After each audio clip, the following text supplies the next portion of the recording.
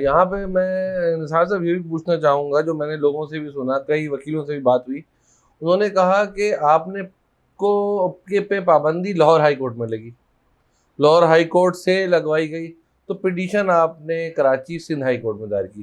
اگر یہ Lahore high court میں دائر کی جاتی ہے، کروائی جاتی یہ سماعت کے لیے پٹیشن، تو شاید وہاں پہ معاملہ یہ سیٹل ہو جاتا۔ کیا ایسے ممکنات تھے؟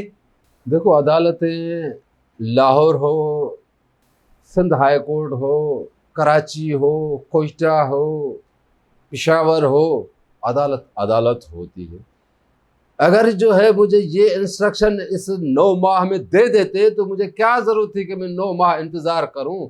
9 ماہ میں تو بچہ جو ہے میدان میں آ جاتا ہے، ماں بھی جو ہے اپنے بچے کو جنم دے دیتی ہے۔ 9 ماہ صرف جو ہے مجھے اسی اس پہ جو ہے لٹکایا گیا کہ یہ سننے کے قابل ہے کہ نہیں۔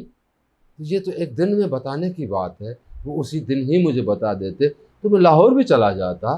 لاہور بھی اپنے ملک کا ایک حصہ ہے۔ وہ عدالت اگر یہاں پر ڈاکیومنٹس بھیج دیتی تو ڈاکیومنٹس پہ ہی تو بحث ہونا تھا، اسی فیصلے پہ ہی تو بحث ہونا تھا کہ ایک اجنبی جو الطاف حسین کو جانتا ہی نہیں ہے، الطاف حسین کے نظریے کے متعلق اس کو کچھ معلوم نہیں ہے، وہ درخواست دے دیتا ہے اور اس پہ جو ہے امپلیمنٹ ہو جاتی ہے۔ فریق کو جس کے خلاف شکایت ہے اس فریق کا موقف ہی نہیں سنا جاتا ہے، نہ فیصلے کی کاپی ریسیو کرائی جاتی ہے کہ الطاف حسین صاحب آپ کے خلاف یہ فیصلہ ہے۔ یہ تو کر لیتے، اسے پتہ تو چلے کہ میں نے جرم کیا کیا ہے۔ یہ تو یک طرفہ ساری چیزیں ہیں، لاہور ہو یا یہ ہو، کوئی بھی ہو، عدالت عدالت ہوتی ہے۔ یہ سندھ ہائی کورٹ، کافی مثالیں ہیں جو سندھ کے کیسز پنجاب میں بھی ہوئے ہیں اور وہاں کے کیسز یہاں پر بھی چلے ہیں، تو یہ کوئی اتنی بڑی بات نہیں ہے۔ یا تو ریمارکس میں لکھ دیں، بہرحال ججمنٹ آئے گی، ہم دیکھیں گے، اس کو پڑھیں گے، غور کریں گے، مشاورت کریں گے، لیکن ہم جو ہے کوئی بھی ایسا واقعہ رونما نہ ہونے دیں گے جو راولپنڈی، فیصل آباد، پشاور، کوئٹہ میں ہوا ہے۔ اگر ایسا کرنا چاہتے تو ہمارے سینکڑوں ساتھی بے گناہ شہید بھی ہوئے ہیں۔ مطلب ایسی جو ہے ڈیڈ باڈیز ملی ہیں جن کے لیے ڈاکٹروں نے لکھا ہے کہ یہ طبی موت مرے ہیں، لیکن ان کے چہروں پہ خون بہہ رہا ہے، زخم بتا رہے ہیں، لیکن اس وقت بھی ہم نے قانون کو ہاتھ میں نہیں لیا۔ اب بھی جو ہے ہم قانون کو ہاتھ میں نہیں بلکہ قانون کا دروازہ کھٹکائیں گے۔ اچھا، یہاں نثار صاحب یہ فرمائیے کہ آپ کے ہی ہم اثر لوگ اس وقت بھی پی ڈی ایم کا حصہ ہیں، اور پی ڈی ایم کا حصہ ہونے کے ساتھ ساتھ حکومت میں، جماعت میں، اقتدار میں ہیں۔ وہ سب لوگ وہ ہیں جو کہ الطاف حسین کی تصویریں لگا کر کے الیکشن کمپین کیا کرتے تھے اور الطاف حسین کے نام پہ الیکشنوں میں کامیاب ہوا کرتے تھے۔ کیا آپ نے ان سے رابطہ کیا؟ ان سے کوئی بیک ڈور آپ نے رابطہ کرنے کی کوشش کی؟ کیونکہ ان جگہوں پہ رابطے بہت اچھے ہیں جہاں سے ہمارے اور آپ کے فیصلے ہوتے ہیں۔ دیکھو، جو ہم سفر تھے، منزل سے پہلے راستہ انہوں نے تبدیل کر لیا، تو ہم ایسے ہم سفروں کو کیسے مستقل مسافر سمجھیں؟ وہ ہمارے ہم سفر تھے۔ جب راستہ انہوں نے علیحدہ کیا تو اب ہم کیا، جو انہوں نے راستہ خود بند کیا ہے۔ پہلے ہم ان کو بھائی کے علاوہ کہتے نہیں تھے، جو بھی نام تھے ان کے نام کے ساتھ بھائی کہتے تھے۔ آج ہمیں خود شرمندگی ہوتی ہے، لوگ ہمیں تانے دیتے ہیں کہ یہ آپ کے لوگ تھے، اور ہمیں اتنا اندازہ نہیں تھا کہ یہ ایسا ہی کریں گے۔ کیوں کیا یہ وہی بتا سکتے ہیں۔ شرمندگی دعویٰ سے میں کہتا ہوں ان میں ہے، لیکن ایسا جرم کر چکے ہیں، ان میں جو قدرت کی جانب سے حق کہنے کی بات ہے وہ ان کے زبان میں نہیں آ رہے، ان کے دلوں میں وہ ہے، لیکن وہ دلوں والی بات زبانوں میں کیوں نہیں لاتے ہیں، یہ وہی بتا سکتے ہیں۔ ان کا ہی ہم کیسے ان کو جو ہے بیک ڈور سے ان سے رابطہ کریں؟ اور اگر ہم سے کوئی رابطہ کرنا چاہتا ہے، جن کے لیے آپ اشارہ دے رہے ہیں، تو ہم تو کھلی کتاب ہیں۔ الطاف حسین تو ایک کھلی کتاب ہے، وہ تو چاہتا ہے کہ کرمنل کے تو وہ خلاف ہیں، وہ کرپشن کے تو خلاف ہیں، وہ غیر قانونی عمل کے تو خلاف ہیں۔ اگر ایسے ہی غیر قانونی اعمال کی حمایت کرتے ہوتے تو آج خود الطاف حسین ارب خرب پتی ہوتے۔ آج اس کا پریکٹیکل بتا رہا ہے، عمل بتا رہا ہے، اس کے پاس تو اپنا گھر بھی نہیں ہے، لیکن وہ دعویٰ کرتا ہے، ابھی بھی کہتا ہے کہ دنیا کو میری دولت کا پتہ ہی نہیں ہے۔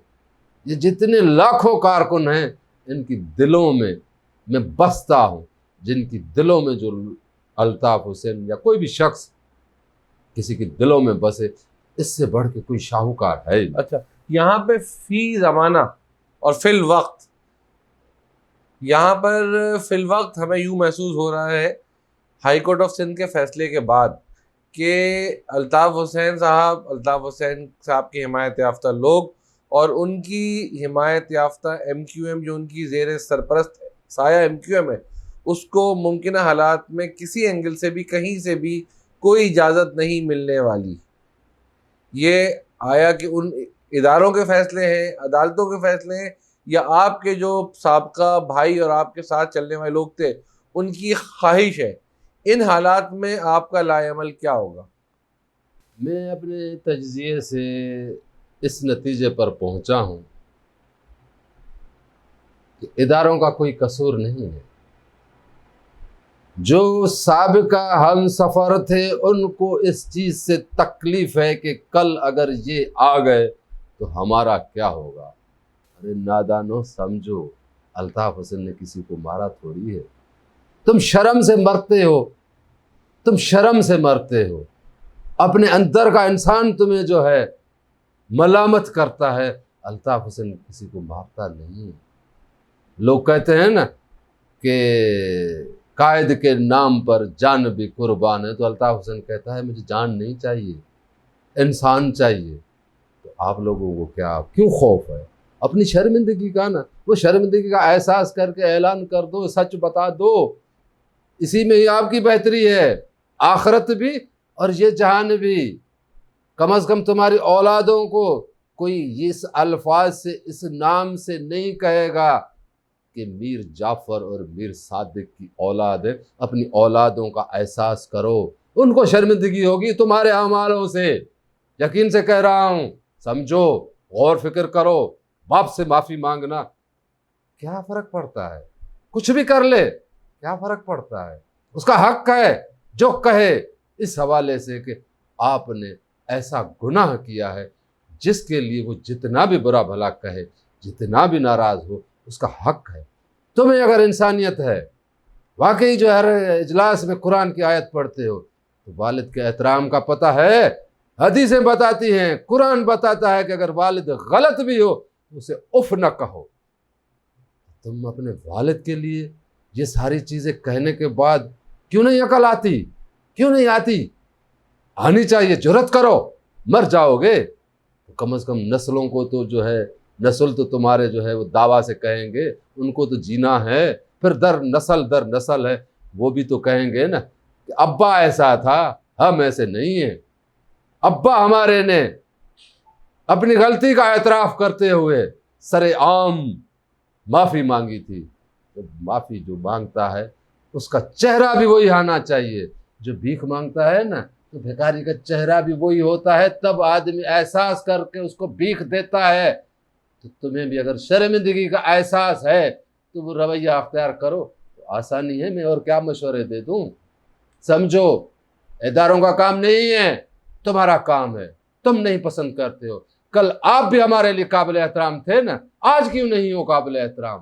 سبب یہ ہے کہ آپ نے وہ عمل کیا ہے جس میں ہمیں بھی شرمندگی ہے، اب آپ کو نہیں ہو رہی تو میں کیا کروں؟ اچھا، یہاں پہ عدالت کے تو تمام دروازے فی الوقت بند ہیں، آپ لوگ مشاورتوں میں جائیں گے، مشاورت کے بعد کیا کوئی ایسی صورتحال ہے، آپ نے اپنے وکلا سے ڈسکس کیا کہ کیا اس فیصلے پہ جب ریٹن فارم میں آتا ہے اس پہ آپ ریویو یا اپیل پر جائیں گے یا ہائی کورٹ کے بعد سپریم کورٹ کا دروازہ کھٹکھٹائیں گے؟ دیکھو، جو بھی فیصلہ ہوتا ہے یہ فیصلہ اس تو فیصلے ہو میں گیا جو نا، آیا ہے، فیصلہ تو ہو گیا دیکھو فیصلہ جو ہے یہ تو صرف کہ آپ ہم نے نہیں مختصر سنا ہم ہے، نہیں سننا چاہتے. مختصر نہیں میں سننا چاہتا ہوں. نہیں آپ نہیں، عدالت نے کہہ دیا وہ نہیں سننا چاہتی. وہ نہیں سننا چاہتے لیکن اس میں کچھ الفاظ تو لکھے گی نا. کیوں نہیں سننا چاہتے؟ انہی فیصلوں میں تو راستے ہوتے ہیں. وہ راستے باشعور لوگ ڈھونڈ لیتے ہیں، اور جن کو تکلیف ہوتی ہے، جن کو درد ہوتا ہے، جن کو پیاس لگتی ہے، وہ کنویں کے پاس پہنچنے کے لیے تمام رکاوٹیں ختم کر کے اپنی پیاس بجھاتا ہے. تو ہم بھی روشنی کی کرن جو نظر آ رہی ہے، یہی تو میرا وطن ہے. روشنی کی کرن یہی تو میرا سب کچھ ہے. روشنی کی کرن نظر نہیں آتی، ایک خیال ہے، ایک سوچ ہے. جب اس سوچ پہ انسان ڈٹ جاتا ہے تو واقعی اندھیرے میں بھی روشنی نظر آتی ہے. تو ہمیں اس وطن کے لیے الطاف حسینی ایک روشنی کی کرن نظر آتا ہے. وہ ان کی مثالیں ہیں. اب ہم دوسروں پہ بحث کریں کس کا نام لیں، کون کیا ہے کیا نہیں ہے. اب واضح ہو گیا ہے کہ الطاف حسین ذات کے لیے نہیں، اجتماعیت کے لیے ہے. جو بھی پاکستان کے حدود ہیں اس میں رہنے والے لوگوں کے لیے، صرف عوام نہیں، جو وہاں پر جو بھی وسائل ذخائر، قدرتی ذخائر بھی ہیں، قدرتی وسائل بھی ہیں، ان کو جو ہے جدید طریقے سے استعمال کر کے عوام کی سہولیات کے لیے وہ استعمال کرنا چاہتے ہیں. وہ ذات کے لیے اپنی وطن کو کچھ بھی نہیں کرنا چاہتے. جس طرح اشخاص نے، اب میں کس کا نام لے لوں یہ میرے لیے مناسب نہیں ہے.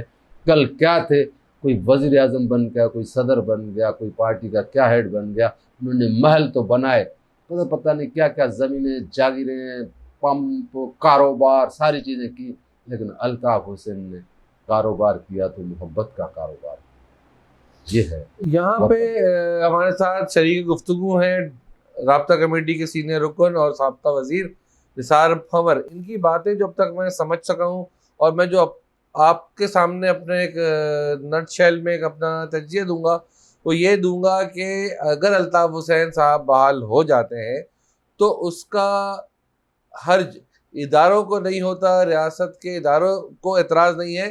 ہاں، جو ان کی سیاسی جماعت سے منحرف ہو کے اپنی نئی ایک کھول کے بیٹھے ہوئے دکان، جو دکان اب کافی بڑی ایک مال کی صورت میں بن گئی ہے، جس میں پی ایس پی بھی شامل ہے، فاروق ستار والی دکان بھی شامل ہے، اور بہادر آباد میں بھی ہے.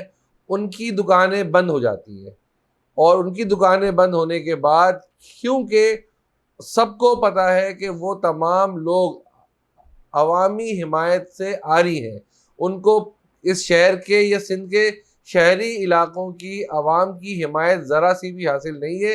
اور اگر الطاف حسین کی سیاست بحال ہو جاتی ہے تو اس وقت یہ ہوگا کہ ان تمام کی دکانیں بند ہوں گی. کہاں ان کے 25 ایم پی اے تھے، 25 ایم پی اے سے وہ 25 ایم این اے تھے، 25 ایم این اے سے رہ گئے 5.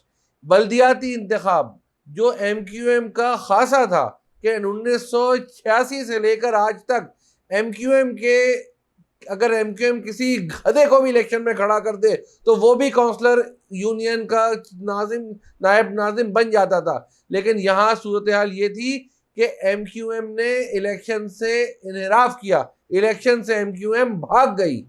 اب یہاں پہ نثار بھنور صاحب ابھی بھی بہت زیادہ باہمت ہیں، پرعزم ہیں کہ اگر ہائی کورٹ کے فیصلے کے بعد جب ریٹن فارم میں فیصلہ آتا ہے تو اس وقت یہ سوچیں گے کہ آگے کا لایا عمل کیا رکھنا ہے. یہاں پہ ہم اب انٹرویو کے اختتام کی طرف جائیں گے.